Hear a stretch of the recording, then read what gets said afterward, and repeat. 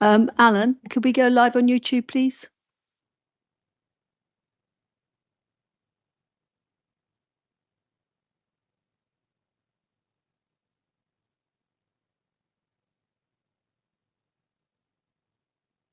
Thank you. Good evening. Welcome to this meeting of the Area 2 Planning Committee. For the benefit of those watching on our YouTube channel, members of the committee are present in the chamber, and these members will be voting on proposals this evening.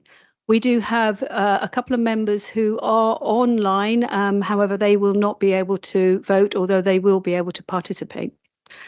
Other members of the council also in attendance or participating via MS Teams and can take part in any discussions, ask questions, but cannot vote. Your attention is drawn to agenda item 1, which sets out the guidance on how meetings will be conducted, including the ground rules. Before we start with the formal business, can we confirm attendance of voting members by doing a roll call? Now, Victoria, unfortunately, cannot be present in the room, but I understand she's going to do the roll call from where she is online. Is that correct, Victoria? That is correct, thank you. Councillor Palmer. Present. Apologies have been received from Councillor Brown. Councillor Banks. Present. Thank you. Councillor Betts. Present. Councillor Bolton. Here. Thank you. Apologies have been received from Councillor Boxall. Councillor Coffin is attending online. Correct. Right, thank you. Councillor Crisp, I notice you're in attendance online. Can you hear? Yes, I'm online, yes. Thank you. Councillor Dean. Present. Councillor Harman. Present. Councillor Hudson. Present. Councillor Lark. Present. Councillor Roud. Councillor Tanner. Present. Councillor Tatton. Present. And Councillor Taylor. Present. Thank you.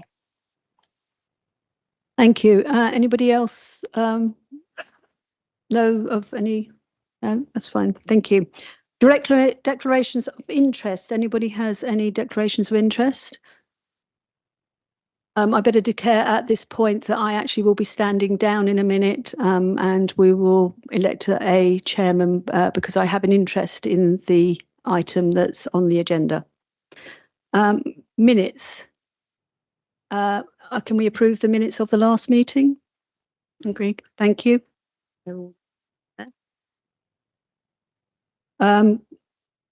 Attached is your glossary of terms as is normal on these occasions. We need to elect a chair from the floor, and I'd like to nominate Councillor Hudson. Can I have a seconder? Seconded. Seconder. Councillor Bourne. Could I have a vote on that? Can we have a show of hands? Thank you. Over to you, Councillor Hudson.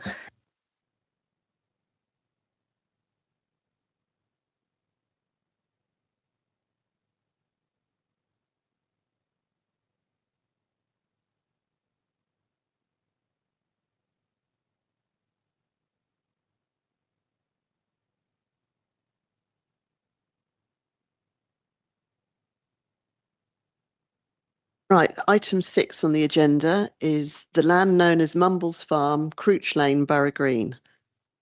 Susan, kick us off, thank you. Thank you, Chair. This application is an existing lawful development certificate for the use of the land for the siting of a static caravan for human habitation and for the use of the land in conjunction with that human habitation. The site to which the application relates is shown red on the attached plan. This slide shows both the application site and other land owned or controlled by the applicant, edged in blue. The applicant asserts that the land has been used for the siting of a caravan for a period exceeding 10 years. As set out in the committee report, whilst the site is located within the Metropolitan Greenbelt, consideration on whether the application would be inappropriate development or whether the proposal would result in harm to openness of the Greenbelt is not a matter that can carry any weight in the determination of this certificate. It is the applicant's responsibility to provide sufficient information to demonstrate on the balance of probability that the static caravan has been in situ and used for human habitation for more than the 10-year period. If the council can provide no evidence to contradict or otherwise make the applicant's version of events less than probable, there would be no justification to refuse the application. The applicant has provided signed declarations covering a period from November 2013 to the time of submission, which is just over the 10-year period. It's important to remember that it's a criminal offence to file a false declaration knowingly. The applicant's evidence also includes internal and external photographs of the caravan and a tenancy agreement. The council does not have any contrary evidence between the time period required. Third-party representations are not substantiated with any evidence, i.e. dates or signed declarations. Therefore, the council must afford them little weight in its assessment of the application. And I've just got a couple of photos. This shows the caravan just prior to it being clad. And the next two are, this is the caravan that's on site at the moment. I can confirm that it is the same caravan to the one that's just been shown on the previous slides. You can see the caravan roof if I go, so just here, there. And you can also see that the settee that's inside is sort of up this height, so it's definitely a caravan that's on there. And just also, I've got one correction to the committee report at paragraph 6.38. The date should say November 2013 to date, not March 2022. Thank you. Thank you. We have some public speakers. Can I invite Charles Basley from Platt Parish Council?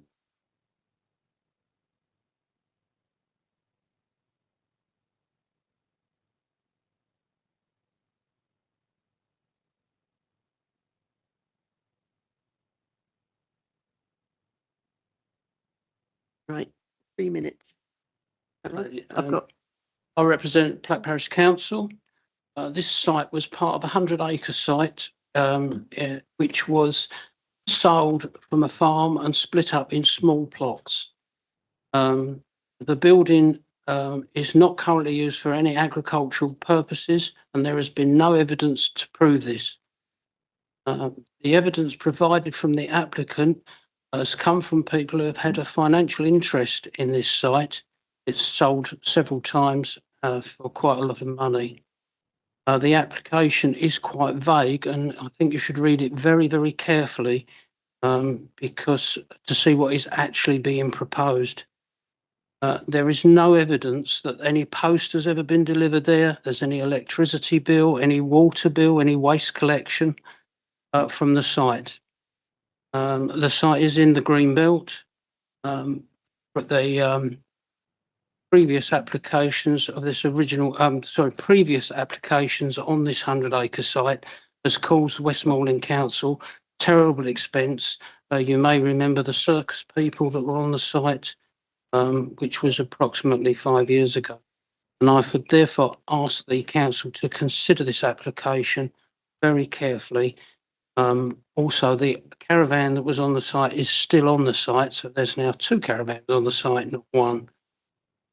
You look at the caravan, pictures of the caravan, it's not really a caravan, it's actually a proper house now. And that's all I've got to say. Thank you very much. Thank you.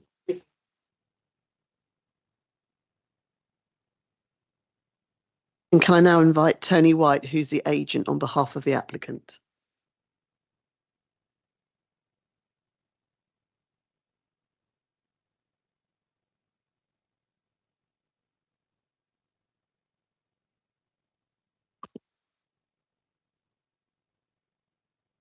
Ladies and gentlemen of the Planning Committee, thank you for allowing me to speak this evening on behalf of my client, the owner of Mumbles Farm.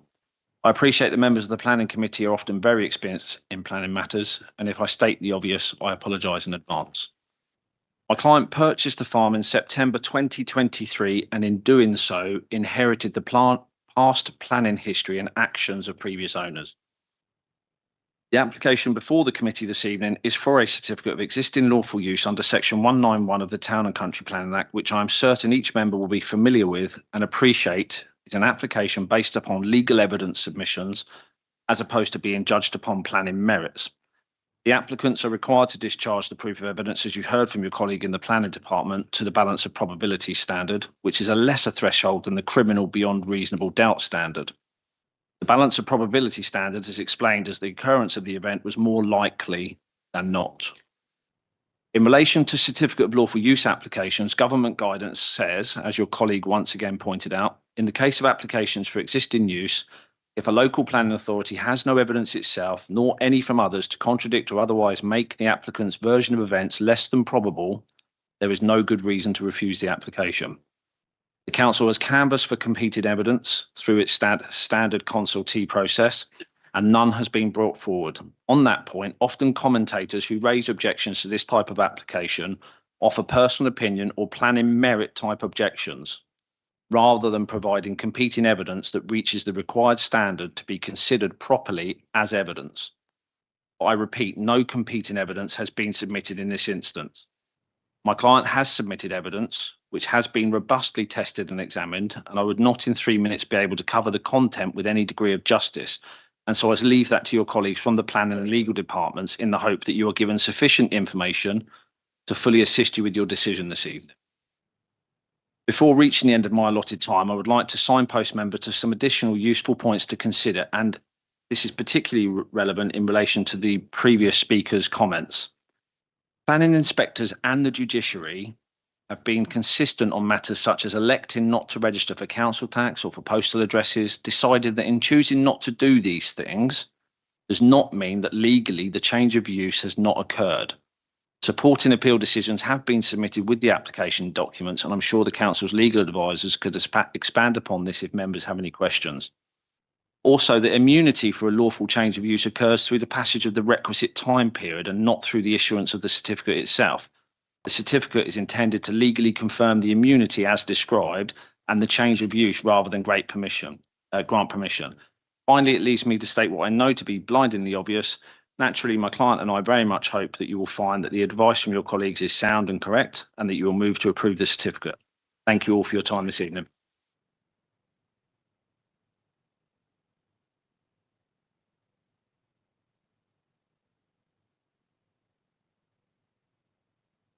Councillor Palmer. Thank you, Chair.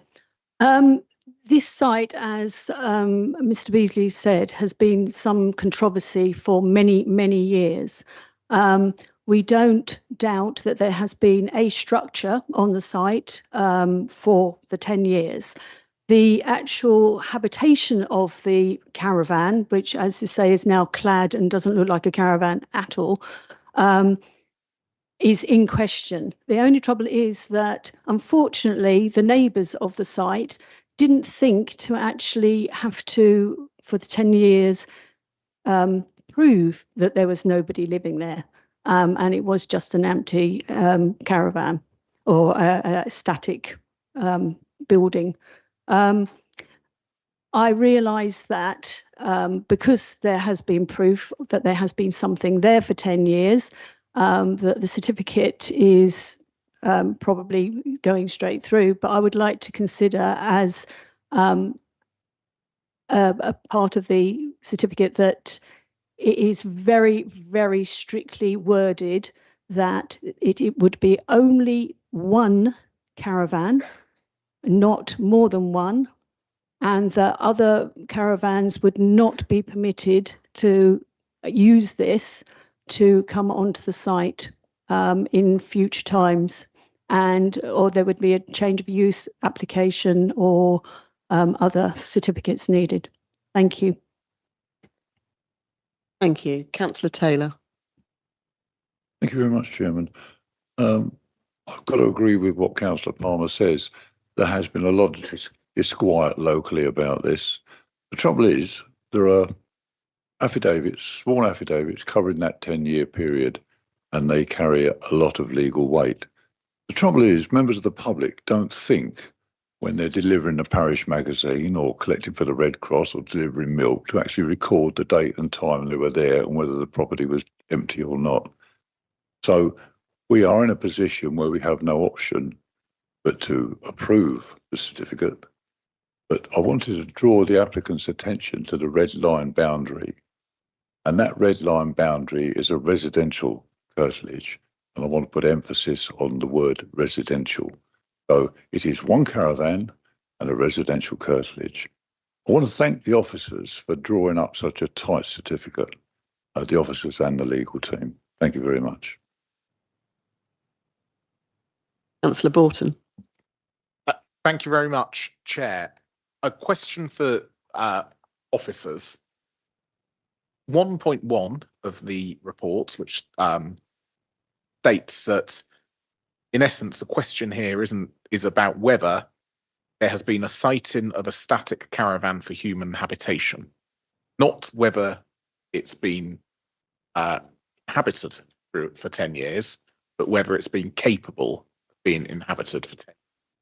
I want to understand which one of those it is, because I just think that's an important consideration, because lots of the evidence, I hope I can carry on. A lot of the evidence that's been submitted either argues that it has been occupied or it hasn't been occupied, depending on which side of the fence they are. But I'm just curious as to what the precise question that we're being asked to answer is. Hopefully that's clear.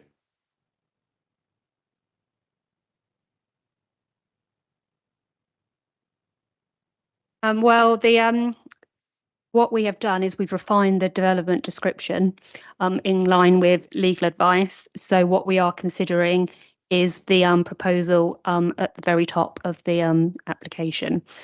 So it has. We are saying that the caravan has been on there and be used human habitation for 10 years.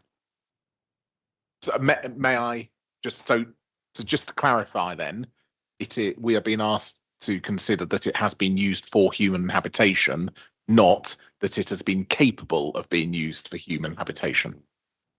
It has been. Okay. Thank you. Have any further questions? Councillor Dean. Thank you, Chairman. Following the same line, the report refers to the use of this caravan for shelter for a person connected with the use of the land.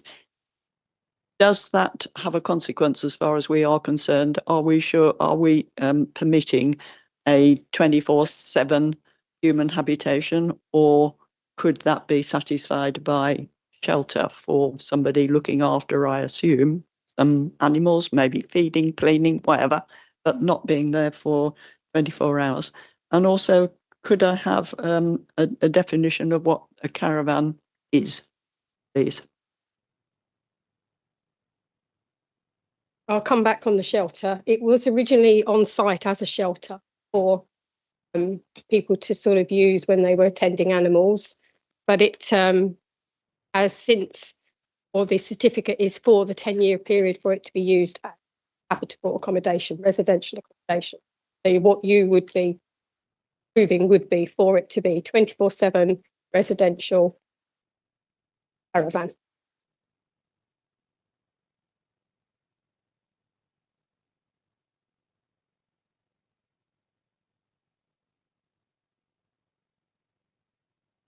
Actually confirm that we have been to site and it is a caravan. I think Sue went to site this week, so I'll get her to confirm what she saw. Sorry. Yes. Sorry, can I just ask, is it a caravan or a mobile home? Because there is a difference. Because mobile homes tend to be static, but they've got wheels, but caravans tend to get... It is a static caravan. Thank you. There is definitely, within that red edging that you see up there, there is definitely only one caravan. I think the Parish Council referred to there being more than one. There is definitely only one caravan within that red edging. And that was literally, unless they put one in the last couple of days, because I only went to site a couple of days ago. Councillor Harman. Can I just ask what constitutes continuous residential use? Has the thing been used once a year, the last 10 years? Has it been used once a week, once a month? Because I think that's relevant as well. If somebody camped out there once a year, there's a big difference between that and using it every day of the week. The statutory declarations actually are a continuous period for the 10 years. So it's been, used for 10 years continuously. Councillor Borton. Right, now that my very specific question has been answered, we, or in my mind at least, I can perhaps move on to how we conclude this, because we could spend a lot of time this evening, as it's a single item agenda, start dancing around the head of a pin and asking our officers some quite specific questions, which are good questions actually, and ones that we need to consider. But fundamentally, it's been established sort of what we're deciding this evening, which is helpful. And that's in relation to the change of use from agricultural land to use as a caravan site, notwithstanding what definition of caravan is, for the siting of a static caravan for human habitation. So the question, and there is no one who's able to speak in this committee anymore who can answer this. That is a very big red line boundary for one caravan. So I don't believe we can refuse permission, and as Mike Taylor said, based on what we've got in front of us. But if we're able to condition, then we should condition, and if possible, and I'm just thinking in my mind whether this meets the tests or not, I would quite like to stipulate that the caravan needs to be where it is at the moment and can't kind of move within that site, because it might be. I know this. I know of the site, but I also know it's, particularly as you head to the west and the north, it dips down a fair bit, so it is visible from a long distance. But it might be that the caravan is able to move elsewhere within the red line boundary on that site and cause a visual disturbance from quite a significant distance. That's why I asked the question before, and as I say, it's not going to stop me from supporting the recommendation, because I don't understand why the red line boundary is as it is.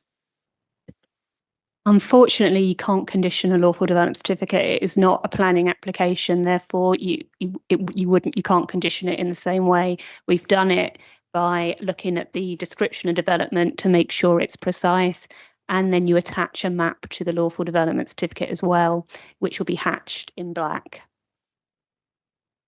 Which is what the red, which was what with the red line, because that's what the evidence we think has been given. So sorry, can I just clarify this? So we think that's the red line boundary. I'll come back on one point, that they could effectively move that caravan within that red edging. That it's not a fixed. The certificate is for the use of that land for human habitation and the siting of the static caravan. It doesn't have to be in that place. As you saw, it's quite well plaid. It is plumbed in to a certain degree, so I wouldn't think they'd be moving it around just ad hoc, because it can move in theory.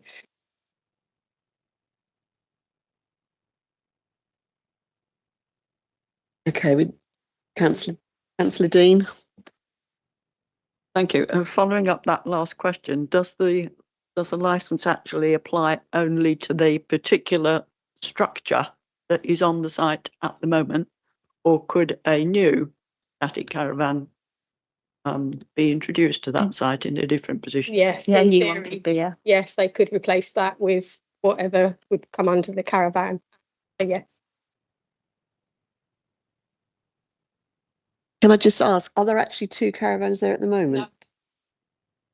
No. Within that red edging, there's definitely only one caravan on that. The officer has been to site this week, so It's a caravan next door, but not within that. Okay, Councillor Betts. Sorry, we're all asking similar questions here, trying to. So my question is, trying to understand this as well, is size. Is there a specific size? Right. Okay. There is. Okay. I was just checking to see if that, sort of restricts kind of, I know it's not a planning application, so I'm thinking of permitted development, but if the lawful development certificate identifies that the size of that particular static caravan at the moment is quite precise, then that's quite helpful. Yeah, no, the certificate is for a static caravan, so Okay. it could change under the Caravan Act. But what I'm saying is they can't join 10 caravans together and still call it one static caravan. No, It's as defined in section 1 of the Caravan Sites and Control Act 1960. So that's in the development description as well. Okay, great, thank you. Councillor Tanner. Can we just clarify, are we assuming that the caravan has been lived in over the last 10 years because we can't prove otherwise? That is the only reason. That is the correct assumption. Thank you. Councillor Harman. I've just looked up the Caravan Act. It says that a unit must be no more than 20 metres long, 6.8 metres wide, and no more than 3.096 metres high. So it is pretty specific, but 20 metres is a bleeding great big caravan.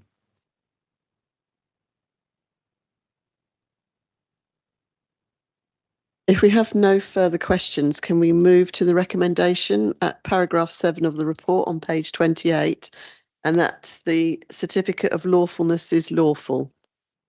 Is everyone in agreement? Thank you for that. So for the purposes of those online, that has been approved.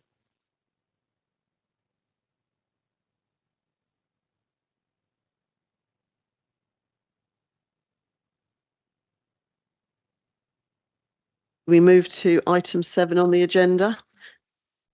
It's gone, isn't it?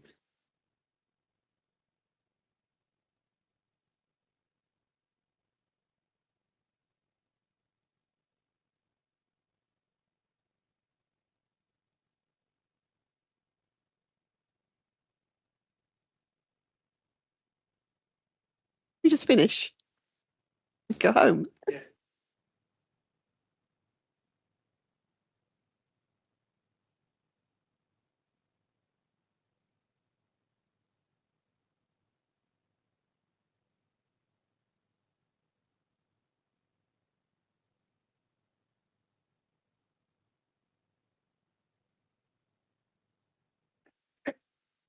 Right, should we just continue because we're nearly at the end? Planning appeal decisions for Area 2 from the 18th of September to the 18th of October.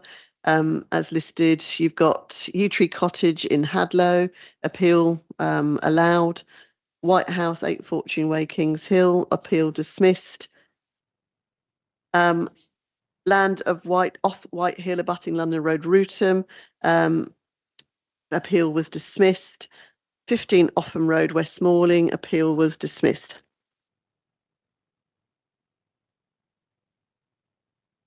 Still got people. Been busy. Land adjacent to Maystone Road, Hadlow, that was allowed, and Hadlow Manor, that was also allowed. We have no urgent items under item 8. There are no items for consideration in private under item 9. Item 10, equally no urgent item, or even 11. So I close the meeting at 7:58.